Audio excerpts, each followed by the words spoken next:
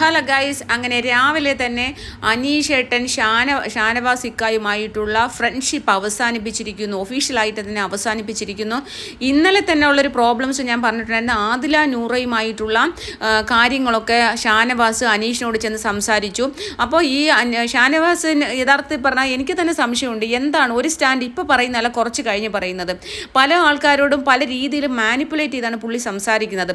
അത് ഇന്ന് രാവിലെ അനീഷ് വളരെ വിദഗ്ധമായിട്ട് സ്നേഹമായിട്ട് വിളിച്ചിട്ട് കാര്യം ചോദിച്ചു.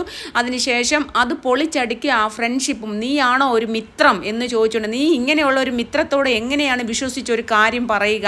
അപ്പം നീ ഒരു ബന്ധത്തിന് വില കൽപ്പിക്കാത്തവനാണ്, യാതൊരു തരത്തിലുള്ള ഒരു വിലയും ഒരു ബന്ധത്തിന് നീ കൽപ്പിക്കാത്ത വ്യക്തിയാണ്, നീ അഭിനയിച്ചാണ് നിൽക്കുന്നത്. നിനക്ക് എങ്ങനെയാണ് കണ്ണിൽ നിന്ന് ഇങ്ങനെ എപ്പോഴും കണ്ണുനീര് വരുത്താൻ കഴിയുന്നത്? എപ്പോഴും നിനക്ക് എന്തെങ്കിലും ഒരു ചെറിയ കാര്യം മറ്റുള്ളവരുടെ മുമ്പിൽ പറയുമ്പോൾ നീ ഇങ്ങനെ കണ്ണുനീര് വരുത്തി സംസാരിക്കുന്നതിന് നിൻ്റെ ഒരു അഭിനയമല്ലേ? കാരണം നീ ഒരു പറയുന്ന സ്റ്റാൻഡിൽ ഉറച്ചു നിൽക്കുന്നില്ല. ഒരാൾ നിന്നോട് സ്നേഹപൂർവ്വം ബന്ധത്തിൽ വരുമ്പോൾ, അല്ലെങ്കിൽ മിത്രമാവുമ്പോൾ, അല്ലെങ്കിൽ ആദില നൂറ യുടെ കാര്യം വന്നപ്പോൾ അവർ പറഞ്ഞ കാര്യങ്ങൾ നീ അവരെ മറ്റുള്ളവരോട് പറയും എന്ന് പറഞ്ഞ് ഭീഷണിപ്പെടുത്തുന്നു, അത് എന്നോട് വന്ന് പറയുന്നു എന്നൊക്കെ പറഞ്ഞിട്ട് വളരെ പൊളിച്ചടുക്കി എന്ന് പറയും. കാരണം ഷാനവാസിന് മറുപടി ഇല്ലാത്തൊരവസ്ഥയിലായിരുന്നു. അപ്പോൾ നമുക്ക് എല്ലാം പറയാം ഗൈസ്. അതിനു മുമ്പായിട്ട് എല്ലാവരും ചാനൽ ഒന്ന് സബ്സ്ക്രൈബ് ചെയ്ത് കാണണേ ഗൈസ്. അപ്പോൾ ഓക്കെ, വീഡിയോ ഇഷ്ടപ്പെട്ടാൽ നിങ്ങൾ ലൈക്ക് ചെയ്യുക. അതുപോലെ തന്നെ ഇഷ്ടപ്പെട്ടാലും ഇഷ്ടപ്പെട്ടില്ലെങ്കിലും നിങ്ങളുടെ അഭിപ്രായങ്ങളൊക്കെ അറിയിക്കുക. അപ്പോൾ ഇന്ന് രാവിലെ എന്താണ് സംഭവിച്ചത്? രാവിലെ എഴുന്നേറ്റു പിന്നെ അനീഷ് രാവിലെ തന്നെ എഴുന്നേൽക്കുമല്ലോ. എഴുന്നേറ്റ് കഴിഞ്ഞിട്ട് പിന്നെ ഷാനവാസും വന്നു. പുറത്ത് അനീഷ് ഫ്രഷ് ആയതിനു ശേഷം പുറത്ത് നടക്കുന്ന വേളയിൽ ഷാനവാസ് ചായക്കപ്പുമായിട്ട് വരുന്നുണ്ടായിരുന്നു. വന്നിട്ട് അവിടെ ഇരുന്നു. ഇത്തിരി നേരം നടന്നിട്ട് അനീഷ് ഷാനവാസിനോട് പറഞ്ഞു, എനിക്ക് നിന്നോട് കുറച്ച് കാര്യങ്ങൾ സംസാരിക്കാനുണ്ട്. ഇന്നലെ നീ സംസാരിച്ചപ്പോൾ തന്നെ ഞാൻ പറഞ്ഞതാണ്, നിൻ്റെ കാര്യങ്ങളോട്, നീ പറയുന്ന കാര്യങ്ങളോട് എനിക്ക് അഭിപ്രായ വ്യത്യാസമുണ്ടെന്ന്. കറക്റ്റാണ്. ഇന്നലെ ഇവർ തമ്മിൽ സംസാരിച്ച സമയത്ത് അനുമോൾ വന്നിരുന്നപ്പോൾ അനുമോളും കേട്ടതാണ്, ഷാനവാസെ എനിക്ക് നിൻ്റെ കാര്യങ്ങളോട് കുറച്ച് അഭിപ്രായ വ്യത്യാസങ്ങളുണ്ട് എന്ന് പറഞ്ഞു. അപ്പോൾ അതിനെക്കുറിച്ച് ഡീറ്റെയിൽ ആയിട്ട്, അപ്പോൾ ആരുമില്ല അവിടെ, ഇവർ രണ്ടുപേരും മാത്രമേ ഉള്ളൂ ഗാർഡൻ ഏരിയയിൽ. അപ്പോൾ അത് സംസാരിക്കാൻ വേണ്ടിയിട്ട് വരാൻ പറഞ്ഞു. അങ്ങനെ ഷാനവാസ് അടുത്തേക്ക് ചെല്ലുന്നു, അങ്ങനെ സംസാരിക്കുന്നു. അപ്പോൾ പറയുന്നു, നീ എന്താണ് ഒരു ബന്ധത്തിന് യാതൊരു തര വിലയും കൽപ്പിക്കാത്ത ഒരു വ്യക്തിയായി മാറുന്നത് എന്തുകൊണ്ടാണ്? നീ ആദിലയോടും നൂറയോടും ഇങ്ങനെയുള്ള കാര്യങ്ങൾ സംസാരിച്ചു.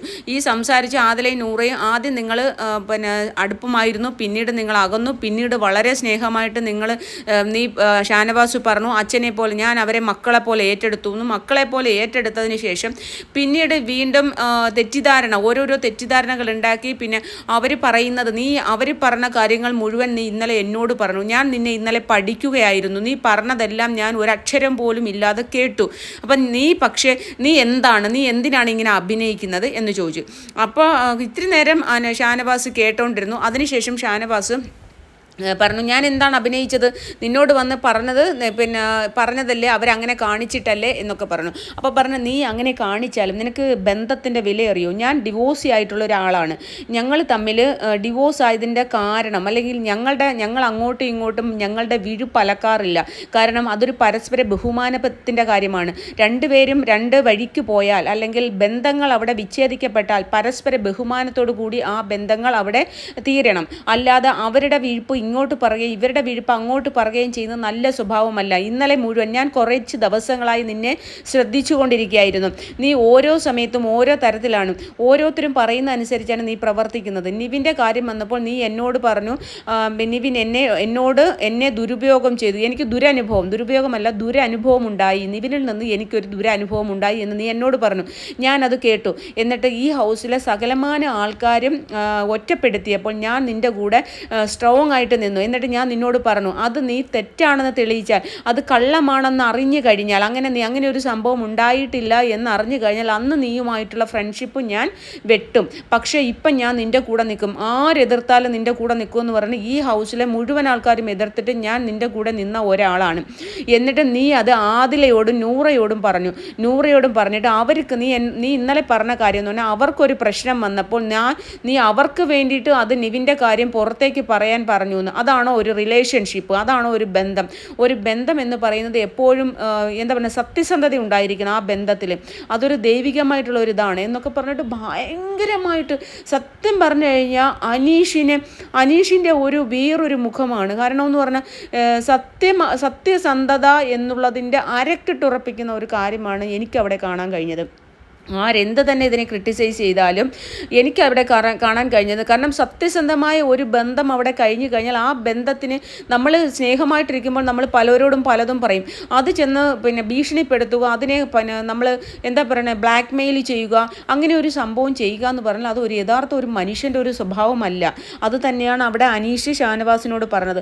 അപ്പോഴത്തേക്ക് ഷാനവാസ് കുറച്ച് നേരം കേട്ടു, അത് ഞാൻ അങ്ങനെയാണ് ഇങ്ങനെയാണ് പറഞ്ഞത്. അപ്പോൾ ചോദിച്ചു നിവിൻ്റെ കാര്യം വന്നപ്പോൾ നീ അത് എന്നോട് പറഞ്ഞു, അത് കഴിഞ്ഞ് നീ അത് എന്നോട് പറഞ്ഞെന്ന് ഞാൻ വിചാരിച്ചു, നീ പക്ഷേ എന്നോട് നീ എല്ലാം പറഞ്ഞില്ല. അത് കഴിഞ്ഞ ശേഷം നീ പിന്നെ ആദില നൂറയോട് പറഞ്ഞു, അതവിടെ കഴിയണമായിരുന്നു, പക്ഷേ അതും കഴിഞ്ഞില്ല. ആ ഒരു പ്രശ്നം വന്നപ്പോൾ നീ ആദില നൂറയെ പിന്നെ മക്കളെ പോലെ ഏറ്റെടുത്തു എന്ന് പറഞ്ഞു. അതിനുശേഷം ഇന്നലെ ഞാനുമായിട്ട് നിവിനുമായിട്ട് ഒരു പ്രശ്നം വന്ന സമയത്ത് നീ പറഞ്ഞു അത് അവിടെ പറയണമായിരുന്നു എന്ന്. അപ്പോൾ ഇത് രണ്ട് സ്റ്റാൻഡല്ലേ, നീ എന്തിനാണ് ഇങ്ങനെ അഭിനയിക്കുന്നത്? എങ്ങനെയാണ് നിനക്ക് ഇങ്ങനെ അഭിനയിക്കാൻ കഴിയുന്നത്? ഒരു കാര്യം പറയുമ്പോൾ തന്നെ നീ എന്തിനാണ് ഇങ്ങനെ കരഞ്ഞു കാണിക്കുന്നത്? ഒരാളുടെ ഒരു കരച്ചിൽ കണ്ണുനീരെന്നൊക്കെ പറഞ്ഞാൽ നമ്മുടെ ഹൃദയത്തിനുള്ളിൽ നിന്നാണ് നമുക്ക് വരുന്നത്. അത്രമാത്രം നമുക്ക് വേദനകൾ വരുമ്പോഴാണ് നമുക്ക് കണ്ണുനീര് വരുന്നത്. നീ എന്താണ് ഷാനവാസ് ഇങ്ങനെ, നിങ്ങൾ എന്താണ് ഇങ്ങനെ കാണിക്കുന്നത്? ഞാൻ നിങ്ങളെ പഠിച്ചുകൊണ്ടിരിക്കുകയാണ്, എത്ര നാളായി ഞാൻ നിങ്ങളെ 2 ആഴ്ചയായിട്ട് വീക്ഷിച്ചുകൊണ്ടിരിക്കുകയാണ്. ഓരോ സമയത്തും ഓരോന്നാണ്. ലാലേട്ടൻ വന്ന എപ്പിസോഡ് കഴിഞ്ഞപ്പോൾ നിങ്ങൾക്ക് അടുത്ത വേറൊരു സ്വഭാവമാണ്, എപ്പിസോഡിന് മുമ്പേ നിങ്ങൾക്ക് വേറൊരു സ്വഭാവമാണ്. എന്തിനാണ് നിങ്ങളെ കൂടെ നിങ്ങളെ ഒരു മിത്രമായിട്ട് ഒരു ഫ്രണ്ടായിട്ട് നിങ്ങളെ കരുതാൻ എനിക്ക് ബുദ്ധിമുട്ടുണ്ട്. നിങ്ങളുമായിട്ട് എനിക്ക് ഫ്രണ്ട്ഷിപ്പ് മുന്നോട്ട് കൊണ്ടുപോകാൻ താല്പര്യമില്ല എന്ന് പറഞ്ഞു. അപ്പോൾ അപ്പോഴത്തേക്ക് പിന്നെ നമ്മുടെ നൂറ, ആ സമയത്താണ് നൂറ കയറി വരുന്നത്. ആദ്യം നൂറയാണ് വന്നത്, ഈ ഇരിക്കുന്ന 2 പേരും പിന്നീടാണ് വന്നത്. നൂറ വന്നു എന്ന് കണ്ടപ്പോൾ അതുവരെ മിണ്ടാതിരുന്ന ഷാനവാസു പെട്ടെന്ന് തന്നെ സംസാരിക്കാൻ തുടങ്ങി. നീ എന്താടാ പറയുന്നത്? നീ പിന്നെ നിൻ്റെ അടുത്ത് മുഴുവൻ കാര്യങ്ങളും പറയാണോ? അവർ പറഞ്ഞ കാര്യങ്ങൾ മുഴുവൻ നിന്നോട് പറയണമായിരുന്നോ എന്നാണ് ഷാനവാസ് അപ്പം നൂറ വന്ന സമയത്ത് ചോദിക്കുന്നത്. കാരണം അവരെ മാനിപ്പുലേറ്റ് ചെയ്യണം. അനീഷ് എന്താണ് ചോദിച്ചത്, അനീഷ് എന്താണ് പറഞ്ഞത് എന്ന് അനീഷിനെ സംബന്ധിച്ചുള്ള അനീഷ് ഒന്നും മറ്റുള്ളവർ സംസാരിക്കാൻ അനീഷിനെ സമ്മതിക്കാറില്ലല്ലോ. കാരണം അനീഷ് ഒച്ചത്തിൽ സംസാരിക്കുന്നു എന്ന് പറഞ്ഞാൽ മുഴുവൻ കംപ്ലീറ്റ് ആയിട്ടുള്ള കാര്യങ്ങൾ പറയാൻ അനീഷിനെ സമ്മതിക്കാത്തതുകൊണ്ട് പെട്ടെന്ന് തന്നെ മറ്റുള്ളവരെ മാനിപ്പുലേറ്റ് ചെയ്യാനായിട്ട് ഷാനവാസിന് കഴിയും എന്നുള്ളത് കൊണ്ട് ഷാനവാസ് പെട്ടെന്ന് തന്നെ നൂറയ്ക്ക് അത് മനസ്സിലാവാതിരിക്കാൻ, എന്താണ് അനീഷ് സംസാരിച്ചതെന്ന് മനസ്സിലാവാതിരിക്കാൻ വേണ്ടിയിട്ട് നൂറ എടുത്തോട്ട് ചെന്ന് പറഞ്ഞു. പക്ഷേ നൂറ വന്നപ്പോഴേ കേട്ടു. അപ്പം എന്നിട്ടും നൂറ അത് കേൾക്കാത്ത മട്ടിൽ അവിടെ ഇരുന്ന സമയത്ത് അനീഷ് പറഞ്ഞു, വീണ്ടും പറഞ്ഞു, ഞാനൊരു ഡിവോഴ്സ് ആയിട്ടുള്ള ഒരാളാണ്. ആ ഡിവോഴ്സിനെ സംബന്ധിച്ച് ഞാൻ യാതൊരു കാര്യങ്ങളും അങ്ങോട്ടും ഇങ്ങോട്ടും പറഞ്ഞിട്ടില്ല. അപ്പോൾ പറഞ്ഞിട്ടില്ല, നീ എന്നോടൊന്നും പറഞ്ഞിട്ടില്ലല്ലോ. ശരി, ആ പറയാത്തതിൻ്റെ കാരണം പറഞ്ഞു കഴിഞ്ഞാൽ നീ ഒരു കാര്യം പറഞ്ഞ് നിന്നെ എങ്ങനെ വിശ്വസിച്ച് പറയും? ഒരു ബന്ധത്തിൻ്റെ വില നിനക്കറിയോ? സ്നേഹമായിട്ടിരിക്കുന്ന സമയത്ത് നിന്നോട് പറയുന്ന കാര്യങ്ങൾ നീ മറ്റൊരാളോട് പറയത്തില്ല എന്ന് അറിയാൻ പറ്റില്ല. അതുകൊണ്ടാണ് നിന്നെ ഒരു ഫ്രണ്ടായിട്ട് കരുതാൻ പറ്റില്ല. അപ്പം നൂറയ്ക്ക് 100% ബോധ്യമായി. അപ്പം നൂറ എടുത്തോട്ട് ചെന്ന് അങ്ങ് സംസാരിക്കാൻ തുടങ്ങി. അവൻ ഇങ്ങനെ പറഞ്ഞു, അവൻ എങ്ങനെ പറഞ്ഞു. അപ്പം നൂറ പറഞ്ഞു. അപ്പോഴത്തേക്ക് ലക്ഷ്മിയും പിന്നെ എന്താ പറയുക സാബുമാനും വന്നു. അപ്പോഴത്തേക്ക് ഇത് തന്നെ അവരും ഇതൊന്നും അറിയുന്നില്ലല്ലോ. അപ്പോൾ അവരെയും മാനിപ്പുലേറ്റ് ചെയ്യും. അപ്പോൾ നൂറ പറഞ്ഞു, നിങ്ങളെ അനീഷേട്ടൻ പറഞ്ഞു കേട്ടില്ല, അനീഷേട്ടൻ പറഞ്ഞതാണ് കറക്റ്റ്. ബന്ധത്തിന് ആദ്യം ഒരു വില കൊടുക്കും. ബന്ധത്തിന് ഞങ്ങളെ ഭീഷണിപ്പെടുത്തി ഞങ്ങളെ ബ്ലാക്ക് മെയിൽ ചെയ്യുന്നതൊക്കെ സംസാരിച്ചു, നിങ്ങളോട് പറഞ്ഞ കാര്യങ്ങളെങ്ങാണ്ട് ഇപ്പോൾ കൊണ്ട് പൊട്ടിക്കും എന്നൊക്കെ പറഞ്ഞ് സംസാരിച്ചല്ലോ. അപ്പോഴത്തേക്ക് കൈവിട്ട് പോകുന്നു എന്ന് ഷാനവാസിന് മനസ്സിലായി. ആ സമയത്ത് അപ്പം ഉടനെ പറഞ്ഞു, ഞാൻ അങ്ങനെയല്ല, നിങ്ങളെക്കുറിച്ച് എനിക്ക് എന്തറിയാൻ, ഒരു ചെറിയ കാര്യങ്ങളെല്ലാം അറിയും. അപ്പോഴത്തേക്ക് ആദില വന്നു.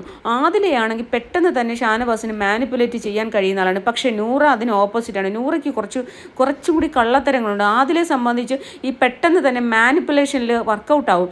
പുള്ളിക്കാരിയെ പെട്ടെന്ന് തന്നെ ഇങ്ങനെ പറഞ്ഞപ്പം ഉടനെ ആദിലയെ കണ്ടപ്പോഴത്തേക്ക് ഷാനവാസ് ആദിലയോട് ആദിലയെ നോക്കി സംസാരിക്കാൻ തുടങ്ങി. അത് ഇങ്ങനെയാണ് പിന്നെ എന്താണ് ഈ ഒരു സംഭവം എന്ന് പറയുന്നത്, ഞാൻ പിന്നെ ഇവനോട് എല്ലാ കാര്യങ്ങളും പറഞ്ഞില്ല, അതിൻ്റെ പേരിൽ ഇവൻ എന്നെ കൂടെ തോളെ കയറുവാണ്, ഇവൻ ഒരു കാര്യമില്ലാതെ രാവിലെ എൻ്റെ കൂടെ വഴക്കിന് വരുവാണ്. അപ്പോൾ ലക്ഷ്മി ചോദിച്ചു, ഈ രാവിലെയൊക്കെ ഉറക്കം എഴുന്നേറ്റ് വരുന്നവർ വഴക്കാണോ കാണേണ്ടത്? നിങ്ങൾ എന്തിനാണ് ഇങ്ങനെ ഒച്ച വെച്ച് വഴക്കിടുന്നത്? നിങ്ങൾക്ക് സംസാരിക്കണമെങ്കിൽ പതുക്കെ പറഞ്ഞൂടെ? അപ്പോൾ അനീഷ് പറഞ്ഞു, ഞാൻ പതുക്കെ സംസാരിച്ചതാണ്. അപ്പോൾ ഉടനെ ഷാനവാസ് പറയുന്നത്, പതുക്കെ അവൻ സ്നേഹമായിട്ട് എന്നെ വിളിച്ചു വരുത്തിയിട്ട് എന്നിട്ട് അവൻ എന്നോട് ചോദിക്കുകയാണ്, ഇവരോട് പറഞ്ഞ കാര്യങ്ങൾ എന്നോട് എന്തുകൊണ്ട് പറഞ്ഞില്ല എന്ന് ചോദിക്കുകയാണ്. കാരണം അത് ഫുള്ളി മാനിപ്പുലേറ്റ് ചെയ്യുക. നമ്മൾ അതുവരെ കേട്ട കാര്യങ്ങളല്ല ഷാനവാസ് അവിടെ പറഞ്ഞുകൊണ്ടിരിക്കുന്നത്. അപ്പോൾ പിന്നെ അനീഷ് ഒന്നും മിണ്ടില്ല, കാരണം അവനോട് പറഞ്ഞിട്ട് കാര്യമില്ല. അപ്പോൾ സത്യം പറഞ്ഞു കഴിഞ്ഞാൽ ലക്ഷ്മി പറഞ്ഞു. അപ്പം കുറച്ച് കാര്യങ്ങൾ അപ്പോൾ ഉടനെ പിന്നെ അനീഷ് 1-2 സെൻറ്റൻസുകൾ പറഞ്ഞു. അപ്പോൾ പറഞ്ഞു, ഞാൻ ഇതാണ് ചോദിച്ചത്, അഭിപ്രായ വ്യത്യാസങ്ങളുണ്ട്, ആ അഭിപ്രായ വ്യത്യാസങ്ങൾ എനിക്ക് പറയണമായിരുന്നു, അതാണ് ഞാൻ പറഞ്ഞത്. പക്ഷെ ഞാൻ ഇന്നലെ മുഴുവൻ ഷാനവാസ് പറയുന്നത് ഞാൻ ക്ഷമയോട് കേട്ടിരുന്നു, ഒരു വാക്ക് പോലും തിരിച്ചു പറയുന്നത്. ഇന്ന് ഞാൻ പറഞ്ഞത് എന്തുകൊണ്ട് ഷാനവാസിനെ കേൾക്കാൻ പറ്റുന്നില്ല, ഷാനവാസാണ് എതിർക്കാൻ തുടങ്ങി. തുടങ്ങിയെന്ന് പറഞ്ഞു. അങ്ങനെ അപ്പോഴത്തേക്ക് ആദിലെ നോക്കിയിട്ട് ഷാനവാസ് എൻ്റെ മക്കളെ പോലെ ഞാൻ കണ്ടതാണ് ഇവരെ. അപ്പോൾ പിന്നെ ഇവർക്ക് എന്താണ്, ഇവരെൻ്റെ അടുത്ത് പല കാര്യങ്ങളും പറഞ്ഞിട്ടുണ്ട്. അപ്പം നൂറ ചോദിച്ചു, നിങ്ങൾ പക്ഷേ ഞങ്ങളെ ബ്ലാക്ക് മെയിൽ അല്ലേ, നിങ്ങൾ ഏതാണ്ട് വലിയ പൊട്ടിക്കുന്നു. അയ്യോ അങ്ങനെ വലിയ പൊട്ടിപ്പൊന്നുമില്ല, ചെറിയ ചെറിയ കാര്യങ്ങൾ, അതൊക്കെ വളരെ ചെറിയ കാര്യങ്ങൾ എന്നോട് പറഞ്ഞിട്ടുണ്ട്. അപ്പോൾ എന്നെ വിഷമിപ്പിച്ചപ്പോൾ ഞാൻ അങ്ങനെ പറഞ്ഞതേ ഉള്ളൂ. അത് എൻ്റെ അപ്പോഴത്തെ ഒരു സാഹചര്യം കൊണ്ട്, എൻ്റെ വിഷമം കൊണ്ട് ഞാൻ പറഞ്ഞു പോയതാ എന്നൊക്കെ പറഞ്ഞ് അവിടെ കിടന്ന് ഉരുളുമായിരുന്നു. അപ്പോഴത്തേക്ക് ഉടനെ എന്നിട്ട് അനീഷിൻ്റെ അടുത്തോട്ട് വന്നപ്പോൾ പിന്നെ നമ്മുടെ എന്താ പറയുക ആദില വന്ന് സംസാരിച്ചു കഴിഞ്ഞപ്പോഴത്തേക്ക് ഷാനവാസിനെ മനസ്സിലായി. അനീഷും കൂടി അത് കേൾക്കുന്നു. ഉടനെ വിളിച്ചുകൊണ്ട് വന്ന് ഒരു മൂലയിൽ വേറൊരു സ്ഥലത്ത് നിന്നിട്ട് സംസാരിക്കുവാണ്. അപ്പോൾ അനീഷ് അതിൻ്റെ ഇടയ്ക്ക് വെച്ച് പറയുന്നുണ്ട്, ഞാൻ ഇതാണ് പറഞ്ഞത്. പിന്നെ കൂടുതൽ ഈ പിന്നെ എന്താ പറയുക ഷാനവാസിൻ്റെ മാനിപ്പുലേഷൻ മനസ്സിലായ അനീഷ് പിന്നെ മിണ്ടിയില്ല. കാരണം രാവിലെയും കൂടി പ്രത്യേകിച്ച് ലക്ഷ്മി പറഞ്ഞു, ഈ രാവിലെ നിങ്ങൾ എന്തിനാണ് വഴക്കിടുന്നത്? ഒരിക്കലും വഴക്കിടാൻ വേണ്ടിയിട്ട് സംസാരിച്ചതല്ല, ഇത് വിളിച്ചുകൊണ്ട് വന്ന് ഷാനവാസ് ഇയാൾ ചെയ്തത് ശരിയല്ല എന്ന് പറഞ്ഞാണ്. അങ്ങനെ അത് അവിടെ കഴിഞ്ഞതിന് ശേഷം പിന്നെ ഷാനവാസ് ആദിലയുമായിട്ട് സംസാരിക്കുകയാണ്. ആദില വിളിച്ചുകൊണ്ട് വന്നിട്ട് ഭയങ്കര സ്നേഹം. എന്നിട്ട് ആദില പറയുന്ന ഒരു വാക്കുണ്ട്, നമുക്ക് ഇപ്പം ഈ ഒരു റിലേഷൻ കട്ടായി എന്നുള്ളത് ഫേക്ക് ആയിട്ട് നിൽക്കാം, നമുക്കൊരു ഫേക്ക് ഡിസ്റ്റൻസ് എടുക്കാം എന്ന് പറഞ്ഞാൽ ജനങ്ങൾ പൊട്ടന്മാരായിക്കോട്ടെ, ജനങ്ങളെ പറ്റിക്കാം, നമുക്കൊരു ഫേക്ക് ഡിസ്റ്റൻസ് ഇപ്പോൾ കീപ്പ് ചെയ്യാം. അപ്പോൾ അത് കഴിഞ്ഞതിന് ശേഷം നമുക്ക് പുറത്ത് പരസ്പരം നമ്മുടെ ഉള്ളിൽ നമ്മുടെ സ്നേഹം അതുപോലെ തന്നെ ഇരിക്കട്ടെ, പക്ഷേ ഇപ്പം നമുക്കൊരു ഫേക്ക് ഡിസ്റ്റൻസ് കീപ്പ് ചെയ്യാം എന്ന് ആദിലയും ഷാനവാസും കൂടി രണ്ടുപേരും കൂടി മാറിയിരുന്ന് രാവിലെ പാട്ടിന് മുൻപേ സംസാരിക്കുന്ന ഒരു സീനാണിത്. അപ്പോൾ ഇവരെന്ന് പറഞ്ഞാൽ ജനങ്ങളെ, അപ്പോൾ ഷാനവാസ് പറയുന്നത് അനീഷ് ജനങ്ങളെ തെറ്റിദ്ധരിപ്പിക്കാൻ ശ്രമിക്കുന്നു, പക്ഷേ ഇവിടെ ജനങ്ങളെ തെറ്റിദ്ധരിപ്പിക്കാൻ ശ്രമിക്കുന്നത് ഷാനവാസും ആദിലയും ആണ്, അല്ലാണ്ട് വേറെ ആരുമല്ല. ഷാനവാസും ആദിലയും ചേർന്നാണ് ജനങ്ങളെ തെറ്റിദ്ധരിപ്പിച്ച് ജനങ്ങൾ മണ്ടന്മാരാണെന്നൊരു തോന്നൽ അവരുടെ ഉള്ളിലുണ്ട്. അപ്പോൾ അതിനിടയ്ക്ക് പറയുന്നുണ്ട് ഷാനവാസിന് നല്ല പിന്നെ ഷാനവാസ് ഇക്കായ്ക്ക് നല്ല വോട്ടും നല്ല ഫാൻ ബേസും ജനങ്ങൾ ഭയങ്കരമായിട്ട് പിന്തുണ ഉണ്ടെന്ന് വിചാരിച്ചൊന്നും അല്ല ഞങ്ങൾ കൂടിയെന്ന്. അപ്പോൾ ഈ വോട്ടും പിന്തുണയൊക്കെ ഉണ്ടെന്ന് വിചാരിച്ച് തന്നെയല്ലേ അതിനർത്ഥം. അപ്പം ഇവർക്ക് ഷാനവാസിൻ്റെ കൂടെ നിന്നാൽ കുറച്ചുകൂടി കയറി പോവാം എന്ന് അവർക്ക് തോന്നി. അതുപോലെ ഷാനവാസിനെ സംബന്ധിച്ചുള്ള ഷാനവാസ് വിചാരിക്കുന്നത് ഷാനവാസിന് ആരെങ്കിലും ഒരു താങ്ങുണ്ടെങ്കിൽ മാത്രമേ ഷാനവാസിനെ നിൽക്കാൻ പറ്റൂ. എന്തായാലും രാവിലെ അനീഷ് ഏട്ടൻ അത് പൊളിച്ചടുക്കി ഗൈസ്.